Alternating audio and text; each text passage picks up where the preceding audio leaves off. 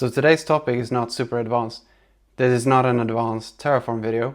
However, when you're learning Terraform, something that you will run into eventually is that, yeah, I've been writing my configuration, I'm happy with the way it looks, and now all of a sudden I have a requirement on me to push this to production, or I have to push this to some different environment. How do I do that without having to go into my configuration, retype the values on like 50 different lines and then deploying to this new environment? And then when I want to go back and keep on developing in terms of new things, I have to go and change all these lines manually back to what they were. That's not something anyone would want to do, and you would go insane. The good news is that you don't have to do that. So today I'm going to show you how to deploy to different environments. We're going to make sure that you understand how you can change different properties, whether that be you want to update the SKU to something else. Perhaps you are deploying an application gateway. You don't want that same SKU or the same capacity in your dev environment as you would want in your production. Maybe you would want to have more disk space in your production environment than you have in your dev, for example. So, I mean, this is not something new in infrastructure as code having to deal with. Actually, this is not something new for IT in general. We usually have a test environment that is not as fleshed out as our production environment. This is a common, This is a common scenario. So I'm going to show you how we structure our code, how we write Terraform configuration in order to be able to know that in the future we can pass in more variables, we can deploy to different environments. Maybe we have a dev ACK or acceptance and production. So we want to make sure that we can support that as well. And I will show you the basic setup with how we set up our files and folders. So today we're going to deploy everything from our local machine. So all the development and all the deployment is going to happen from our computer. However, in an enterprise setting, you would most likely have this configured in a CI/CD pipeline. So maybe you are running Azure DevOps, maybe you're running GitHub Actions, like some sort of automation where you're not deploying from your local machine necessarily. But the structure that we're going to go through today and the setup we're going to create, it's going to work no matter if you deploy it from your local machine or if you deploy it from this automation. So it doesn't really matter. It's the principles behind it will be the same, essentially. I'm going to show you how we set up our backend configuration. So I prepared a few scripts for things that I would like to execute, that I want prepared before I run any Terraform deployments. Now this is an infrastructure as code video, but we're actually then going to create some resources outside of Terraform, which I know that's scary, but trust me, it'll be fine. You will be fine. And once we have deployed all of that, then we can go ahead and run our Terraform deployments, and we're going to write configurations so that it works for our dev environment. And then I'm going to show you how we switch it over and deploy to production with different input variables. So just super quick recap, like I mentioned, this is not a Terraform advanced video, so don't expect anything like that. But the principles we're going to do here are going to work for your local machine, but they're also going to work if you're running Azure DevOps or GitHub Actions, or maybe you're running CI/CD in GitLab. It doesn't matter. So the principle is going to work there as well. Now there are many ways to deal with different environments in Terraform. So the way I'm going to show you today is definitely not the only way. It could be different if you are working with Terraform Cloud and you have different workspaces in there, but that's not in scope for this video. But so yeah, let's get into the demo part. So let's get right into this. So this is what we will be working today. So I prepared 2 subscriptions to simulate having a development environment and a production environment. This is just so that you can see like how we do this locally from the machine, and that we can switch the backend configuration and we can deploy into different subscriptions. I have done some home cooking, so you don't have to, or not home cooking, I guess you say, TV chef preparing. So I've actually prepared a few scripts, which I will paste into here. We have a prepare-dev.sh, and we will use this together with the init/dev.sh. What I want to achieve with this is before we start creating any resources with Terraform, I want to establish some like prepared resources or prerequisite resources for managing our state. I would never recommend creating anything that has to do with your specific state resources to be created through Terraform. I would always create those manually. The reason being is you don't want something to be messed up with the state and then you can't fix it, and your state resources are also inside your Terraform configuration, but you cannot execute your Terraform configuration because your state is corrupt, or It's just an administrative nightmare, so do yourself a solid and create the resource group, the storage account, and the container. All of this logic, like keep it outside of Terraform. So what this does is we will create a resource group that will hold our storage account, and we just set some basic properties. It doesn't matter too much for this demo. And then we create a container where we will host the blob files that will hold our current state configuration. So jumping into the CLI, we can call this script by running this following command.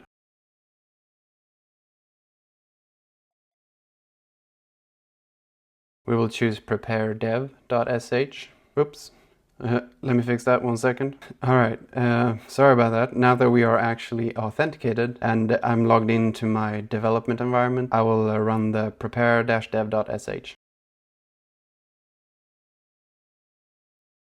Awesome, so we can see that it created the container, it created a storage account, and we have our resource group. So we can actually double check this. So here we can see my resource group. If I go into this, I can see my storage account. I can go into data storage and containers. And then I have my TF state-environments, which is what I called my container. And inside here, we don't have anything yet, but we will soon. So back in VS Code, we can start working on our Terraform configuration. So I've just created a Terraform block with a required provider, and we are using Azure RM currently. And then I have to provide a provider block for Azure RM. So we want to create a variable for this subscription ID, since we will be using more than one. So we can actually then head into our variables file and let's declare it in here.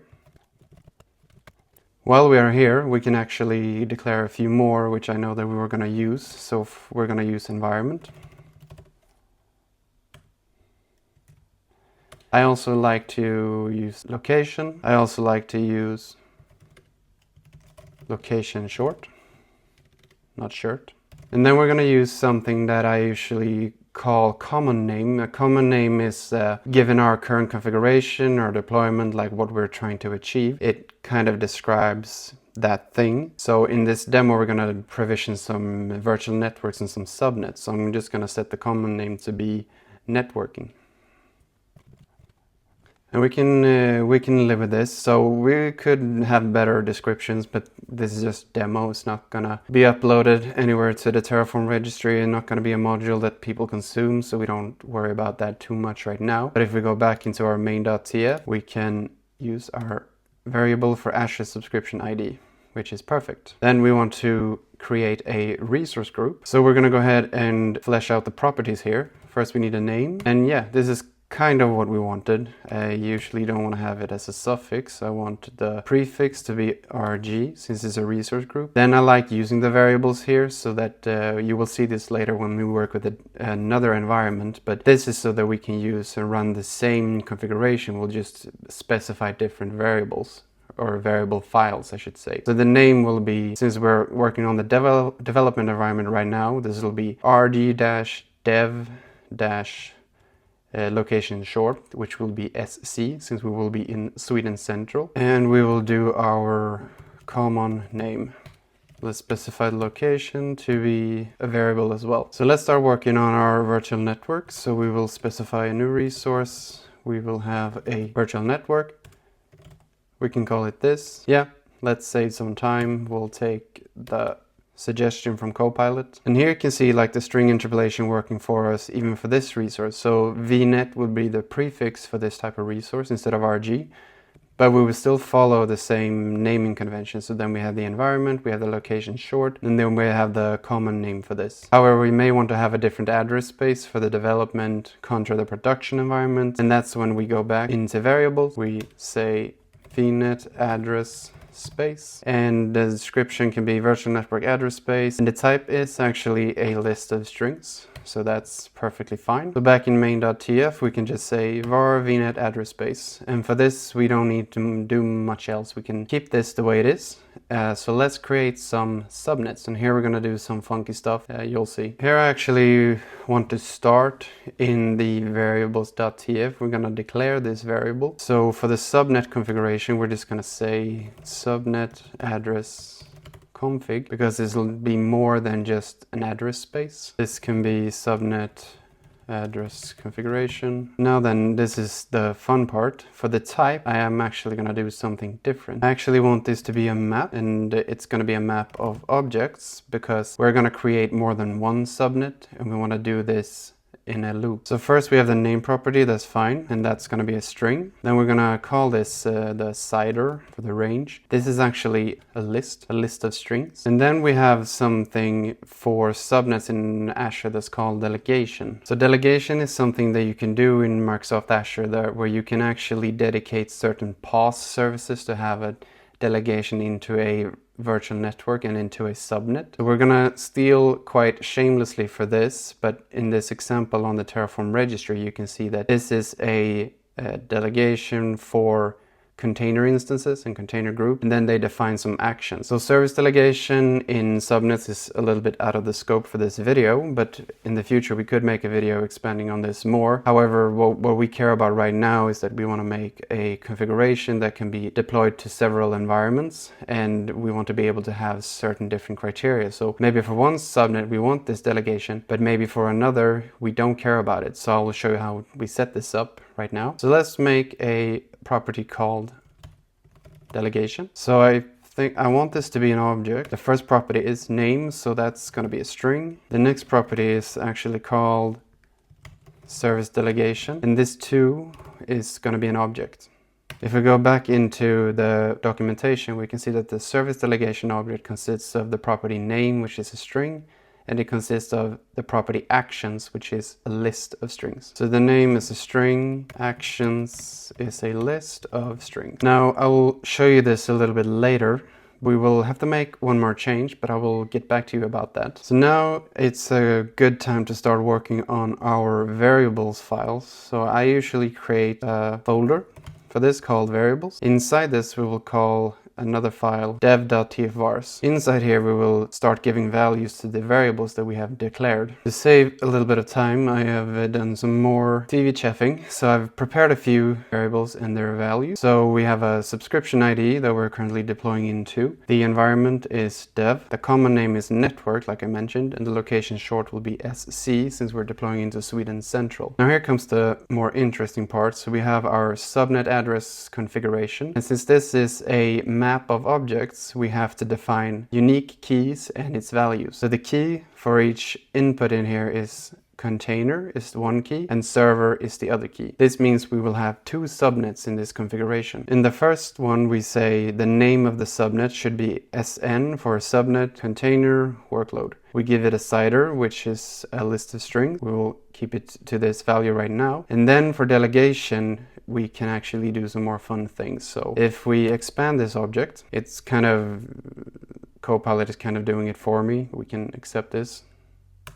So we specify a name for our delegation, and then in the service delegation block we also specify that this is for the container groups and what kind of actions it's allowed to do. Then in the second key, which is for server, so we'll have a subnet for servers. We'll do SN, subnet, server, workload. And this one will just have a different cider, so it can't have the same as our first subnet, obviously. But we're not gonna define any delegation. We are satisfied with this configuration. We don't need to do anything else. So if we go back into our main.terraform file, we can start actually hashing this out. So here's what we're going to do, something special. We're going to declare for each, and we want to loop over the subnet address configuration part of this. So we have to declare a few properties. Right now it's not too happy with us. First we have to mention that we want to use a name, and here then we actually can do something like this. We can say that each value.name.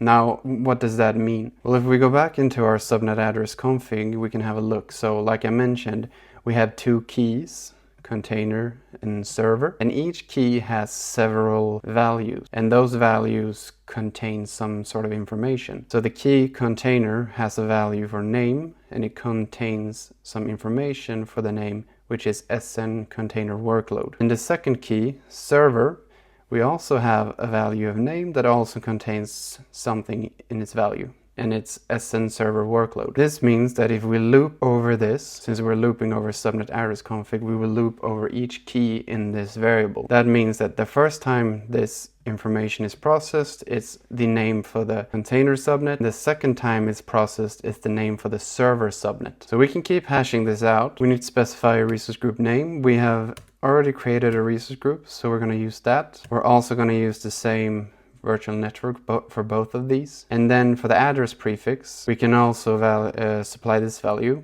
each value CIDR. So again, this means that each time it's processing a key in this map, it'll process the information in the CIDR. So the first time it'll be 10.0.0.0/26, and the second time it'll be 10.0.0.64/26. So here comes an interesting part, which is a little bit weird. So let me define this and we'll walk through it. First, I will enter this dynamic block in Terraform. So dynamic blocks are like within top level block constructs, like a resource. So in this case, this is a resource of Azure RM subnet. We can supply child resources. So maybe we want to supply several child resources for this top level resource, which is Azure RM subnet. So we could have several configurations here for the delegation property of this subnet, and that's why we use the dynamic block. So think of it like several configurations that are contained within the Azure RM subnet resource. So why we do this for each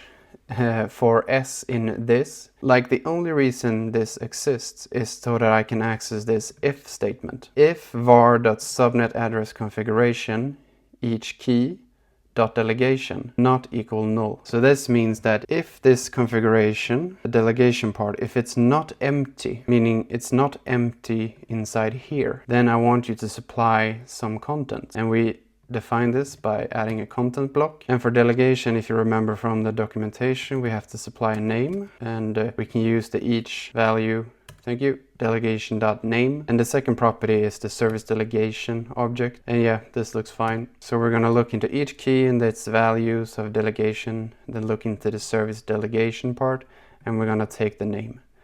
So you can see we're working our way down into the object. So delegation is the top level property, as you can see here. Then we work ourselves into service delegation, and then we go into the name property. So you can see we do it here, delegation, service delegation, dot name. Now this means that every time we iterate over the subnet address configuration in this for each loop, when we get to the dynamic part of this resource, if the delegation part in the variable is not empty or is not null, then we supply this information. If it is empty and it is null, then we skip this entire thing. So the last part we need to do in order to make this work is to say that this delegation property within the subnet address configuration variable, it has to be optional.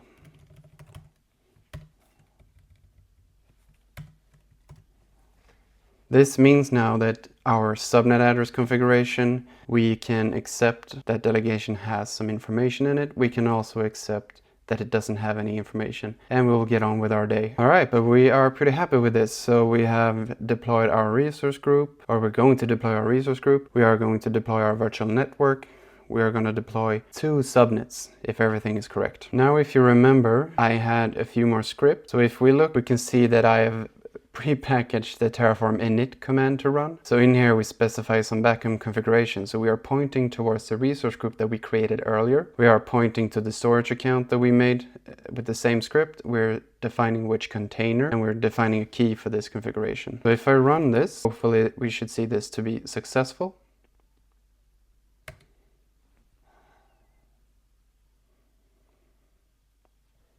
Oh, I actually did a mistake. I forgot to include a backend. Let's fix that. So back in our Terraform block, we just have to say backend, Azure RM. And since we are defining all the properties in our shell script, we can keep that as is. Okay, let's run this again. Awesome. So we have initialized our workspace. So we can actually test now to see if our deployment works. So usually you would run a Terraform plan and you would make sure everything is proper. But to save on some time, we're going to run this apply command immediately.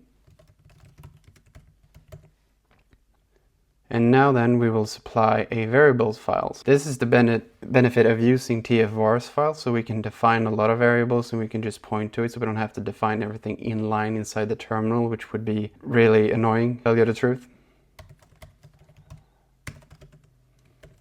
All right, let's run this. So this is actually a good point. I am specifying a variable file, but I did forget to include a variable in there and it'll tell me. So let's exit out of this, go back into our dev.tf-vars. We'll say location, so this is how you fix this. And let's run this command again.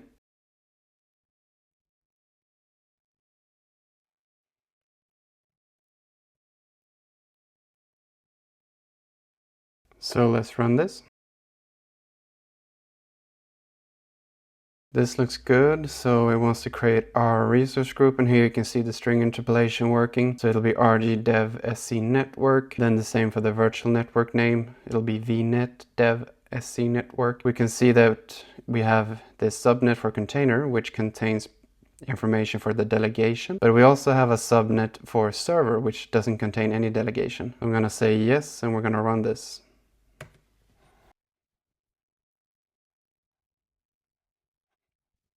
Alright, it looks like our apply was complete, so let's check it out. So back in the portal we can actually do a quick refresh here in our state container. And here we see our state file. So if I open this, click edit, we can find our state configuration in here. Back in the resource group view, we can see that I have an rgdev sc network resource group. If I go into this, I have a virtual network. And if I go into the subnets, I can see my two subnets, SN container workload and SN server workload, and one of them are delegated to a POS service, which is awesome. This is exactly what we wanted. So now then, we have our development deployed, but how do we go about deploying this to production now if we are happy? But obviously we don't want to deploy this to production, but have the environment be dev. We don't want to keep the same address space. We want to do other things, right? So yeah, what I will do is I'll just actually copy the content of this. I will create a new file. I will call it production.tf-vars. I will enter this information. I'm going to replace the subscription ID. So dev doesn't really work here, so we want to say that this is production. Common name can still be network. The location can remain the same. The VNet address space should be something else. So let's say this will be 10.0.1.0 instead. And then we also have to change our subnet configuration for this. We'll put a 1 there, and we'll put a 1 there. I'm gonna keep everything else the same in here. So let's first switch to the other production subscription. Now if I do AZ, I am in Limburg Tech production. So we first have to do something before we can continue, is we have to create the prerequisite resources for our production environment. So let's do that. So we have prepare prod.sh. It's the same as prepare-dev, but this is with the production naming convention instead.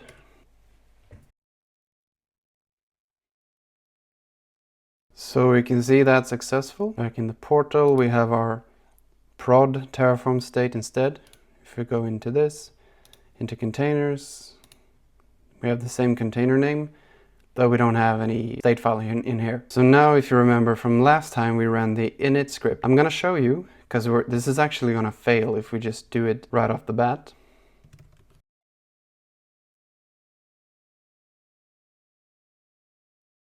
So if I select init production and I run this, backend configuration changed. So since we were working in the development environment, every time we ran Terraform plan and Terraform apply, we download a .terraform folder. This .terraform folder, which you can actually find in VS Code, this contains information about the state. So right here, we're working in the development state of things, and we can also see information about the providers. Usually, if you specify modules, you will see information about each module that's used in the .terraform folder as well. So what we can do in order to actually resolve this error message is that we can delete this .terraform folder. So let's do that.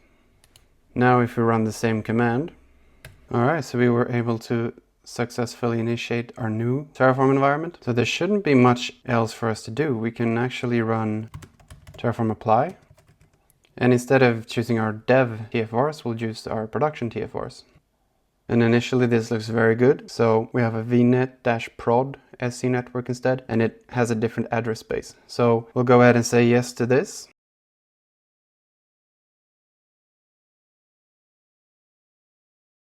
Okay, so back in the portal, if we refresh, here is our blob. Awesome, and it's called prod.terraform.tf_state instead. And if we go to our virtual networks and we sort on the common name that we use, we can still see we have our dev network and it's in a different subscription. And now we also have a prod network. If we select this, we can see the subnets are the same and the delegation is the same. So this means that we can define different values for our different variables just using different TFVARs files. And all of this is possible with keeping the same configuration in our main.tf. So switching between the different environments, we didn't have to change any of this since we wrote the configuration in a way so that it would accept the variables that we supply. This means we can add however many environments we want. We could add an acceptance.tfvars if we wanted to. So this is pretty awesome, I would say.